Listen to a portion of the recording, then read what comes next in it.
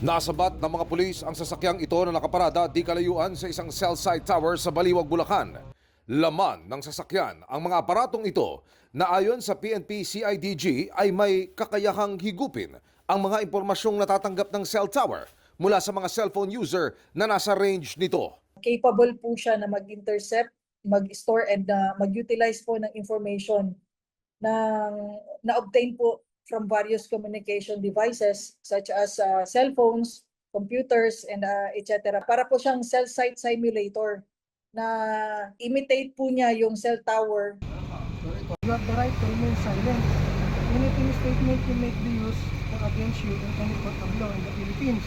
Dalawang Chinese ang nadakip na kapwa tikom daw ang mga bibig. Itong isa po, actually parang dito na naninirahan sa Pilipinas, and itong isa po ay isang fugitive po ng China.